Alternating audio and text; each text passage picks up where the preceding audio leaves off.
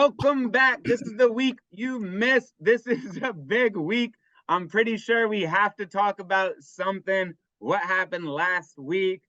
What do you think? Trump got indicted. It is April 3rd, 2023.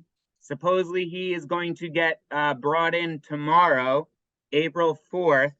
I have a lot of thoughts. I don't even know where to begin. I think one of the funniest things is that the Secret Service has to go to the police station to make sure that it's secure to arrest the president. That's just mind blowing to me. Just so ironic. Doesn't really make sense. I'm like still a little confused of what this is even all about. It seems like a big nothing. I don't know. Like, what's the worst thing that could happen out of this? What's the best thing that can happen out of this? Depends which side you're on, but seems like he's already raising money. So Yeah. a lot more money because of this. I can't imagine he's really gonna get locked up or in actually trouble. So like I'm curious, what do you think is the reasoning behind this? Do you think it's gonna hurt him in the long run, or do you think it actually might bite the DA in the butt and end up hurting the left side?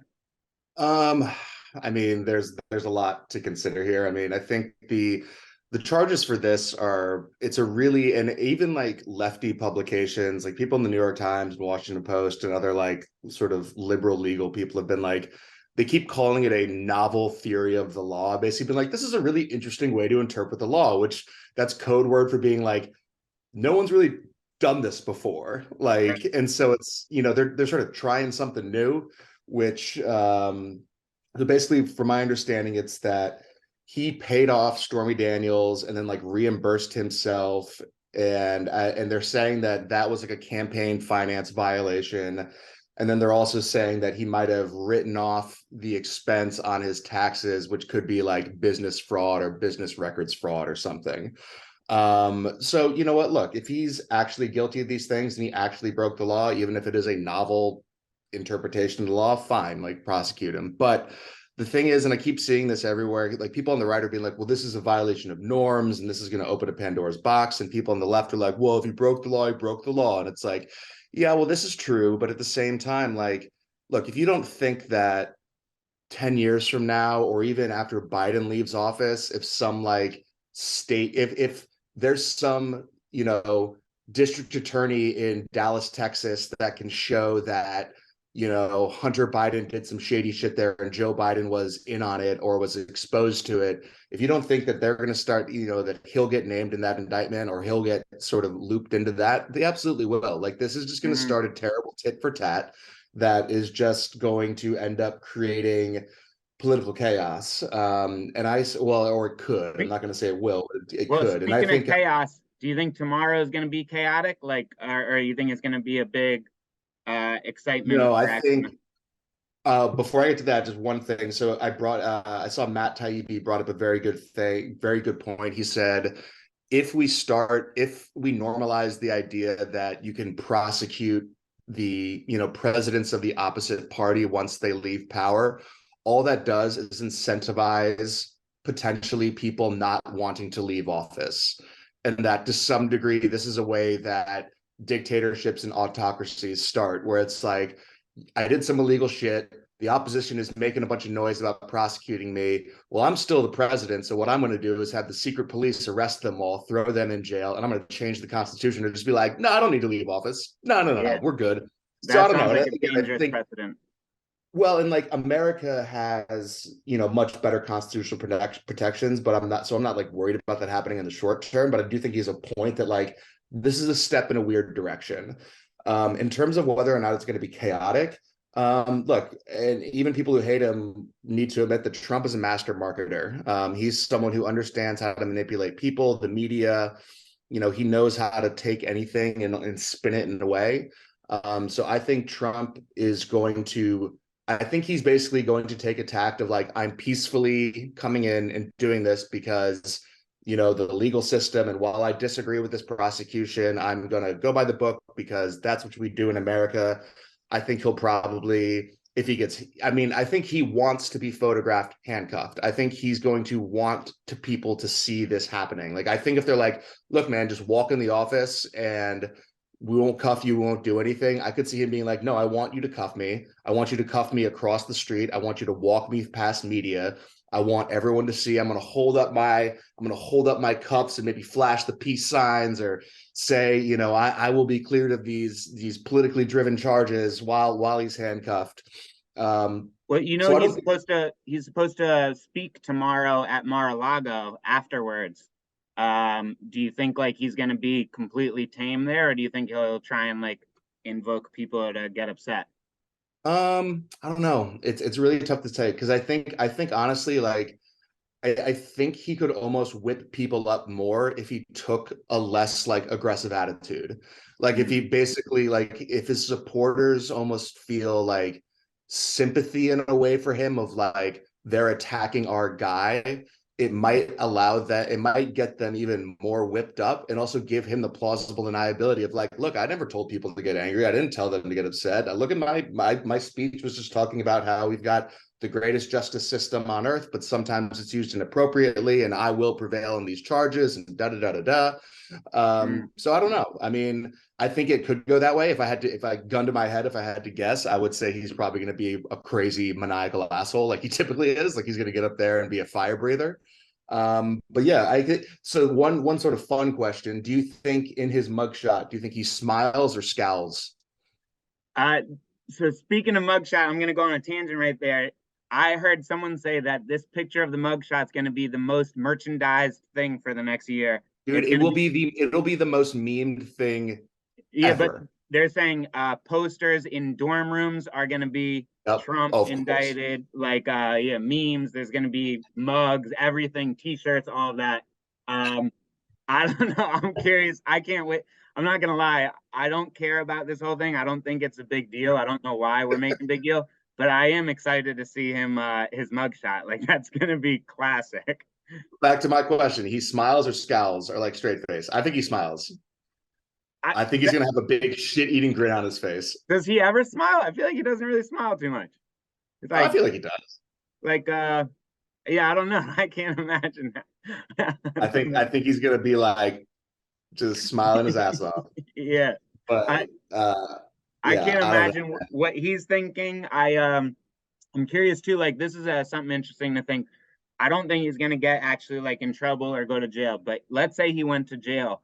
How does that look? Does the Secret Service have a jail cell next to him that they have to be in jail for too?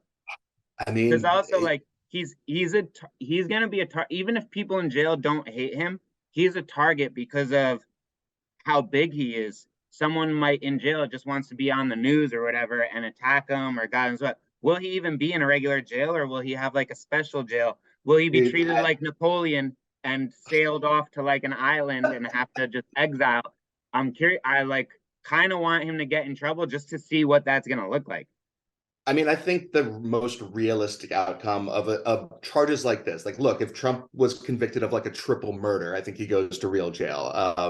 I think for charges like this, if he ends up getting jail time, it would probably be like a house arrest situation, Yeah, at like a penthouse in New York somewhere. I mean, look, that's the way that even in all these foreign countries that have less stable governments than us, like when they arrest former leaders or when they arrest the opposition leaders, they don't throw them in jail. They put them in a mansion somewhere up on a mountain and they have like the army guarding them and like they get to, you know, that's sort of the move in a lot of these places. It's like, yeah, look, we're not going to kill you, we're not going to kill your family unless you really fuck around, but just like go stay in this mansion. You're going to have food, you're going to have booze, your wife and kids can be there, and like you just can't do this political stuff anymore. it's pretty um funny you're comparing us to a third world country or unstable governments because that seems to be where we are these days. Well, no, because I'm not comparing us to it. I'm saying in cases where high level political leaders end up getting arrested for like sort of weird charges, that's typically the way that I've seen them handle it. That it's Yeah, like you're on house arrest or you just need to leave the country. Go, you now live in Paris. Go have fun. Like right. it's either sort of exile or house arrest or some combination thereof. But I think, but back to the thing about, I could see like I think it could be hilarious. Like, I just like to envision Trump like walking the yard with like a do-rag on, with like his like prison jumpsuit like tied around his waist and like moving heroin for like the white nationalist gang. Like, I could see like, because the thing is, it's like look, man, there's probably a lot of people in prison that'd be like, it would be dope to have Trump as a celly. Like, Yeah, yeah, so I don't know. It's just like the whole thing is absolutely insane. the I clown think show.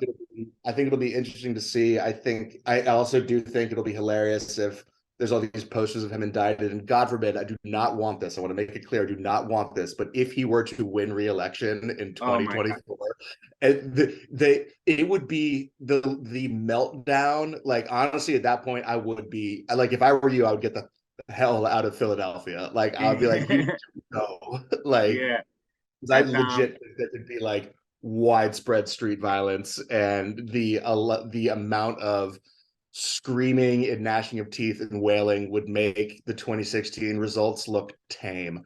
yeah. Um, so, but yeah, man, I don't know. I think Should be a fun week, that's for sure. We're gonna have a lot to talk about next week. yep. But moving on to what I want to talk about, I Yeah, think that what do you it's got for funny us? because as we sort of covered this indictment, it's like, yeah, it's big news, but what does it really matter that much? And the thing is, I don't know, have you been following the de-dollarization movement and what's been happening internationally with trade and the petrodollar and what Japan just decided to do and all Um, this? Not anything like super recent or in the last week, but I know like over the last couple of years, there's more and more countries who are saying that they're going to use the ruble or the yuan or gold or Bitcoin and not using just the dollar for everything, which is the reason that the United States is the most powerful country in the world, Yes. is because everything is using the dollar. So, Because uh, we are the world reserve currency, which basically what that means is all this trade is conducted in dollars. So what that means is, in terms of the total dollar supply of all printed money, there's a whole lot of it that is circulating internationally and is not circulating here in the US. mm, So, and this is something that it gets a little heady into the economics of it. But if people no longer have uses for their dollars overseas, that means those dollars need to go to places where the dollar will still buy things. So that would mean like European countries potentially, or European trade, or back into the US. Now, what happens if your monetary supply has a flood of currency coming back into it? That's going to value goes set down. it's inflation. Yeah.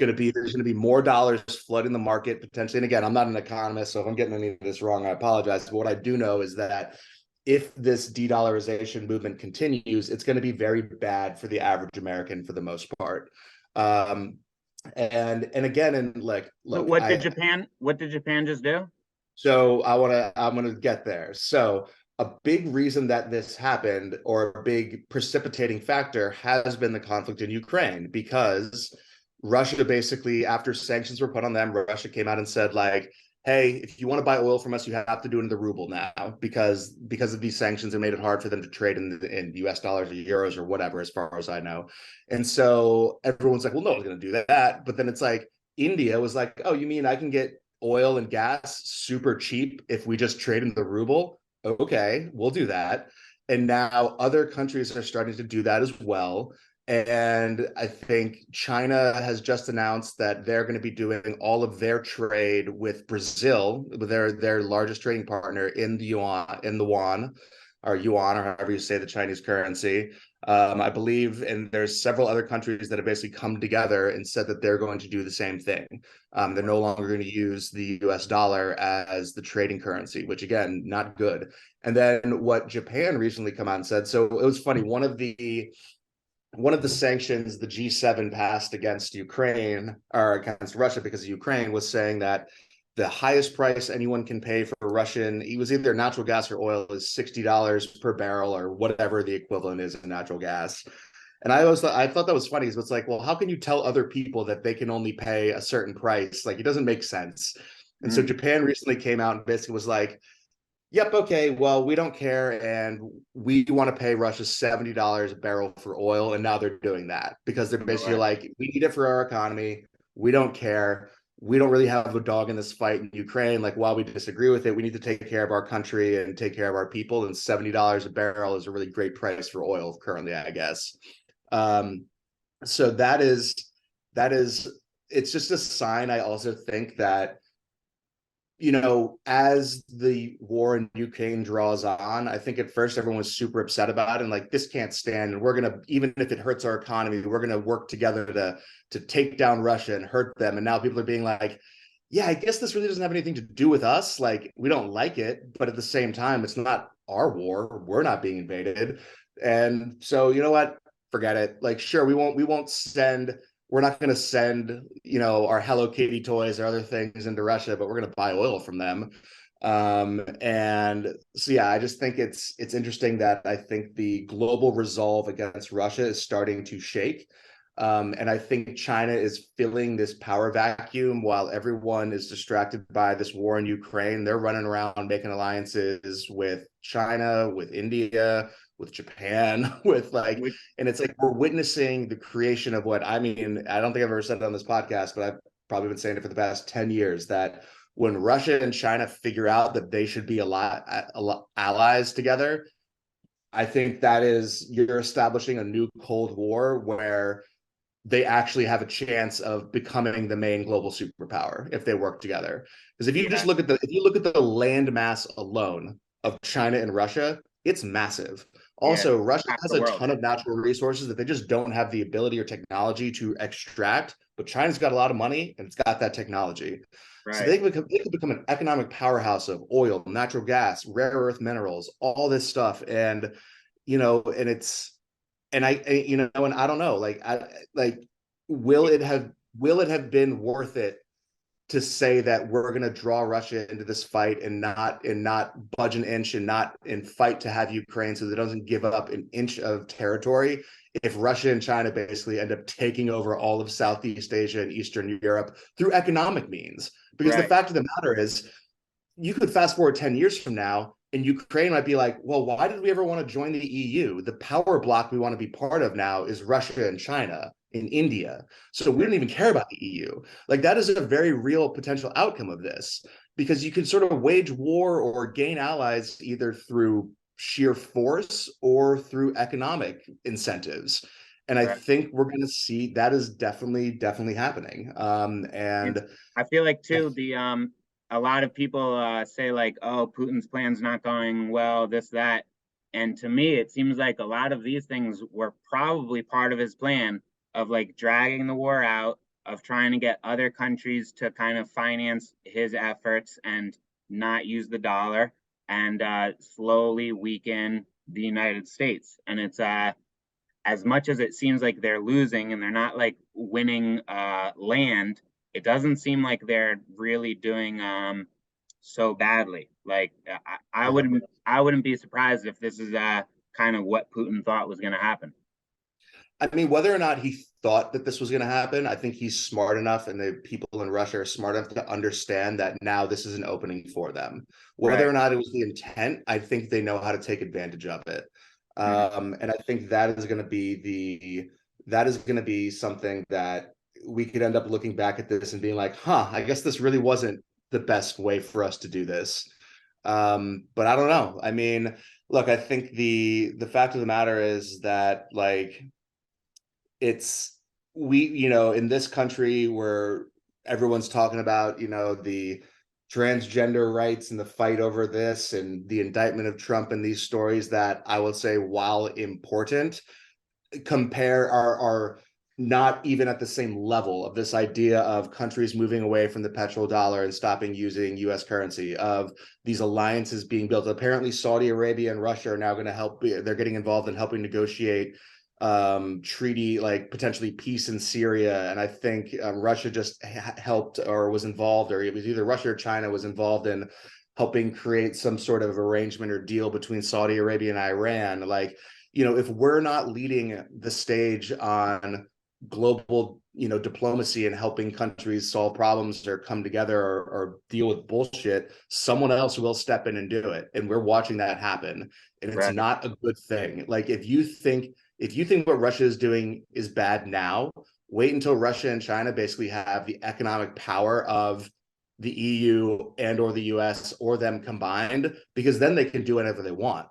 Not Right. like now they're going to have the ability. Like, if anything, Russia was constricted by the fact that their economy really isn't that strong. The old saying about Russia was, It's basically like it's a gas station with, some cities in it. But now they're starting to become more of an international player because of this conflict in a weird way. And it's Yeah. very, very strange. And it's one of these things where it's when you squeeze something, there's going to be like there's going to be outbursts in other places, and you don't necessarily know how that's going to happen.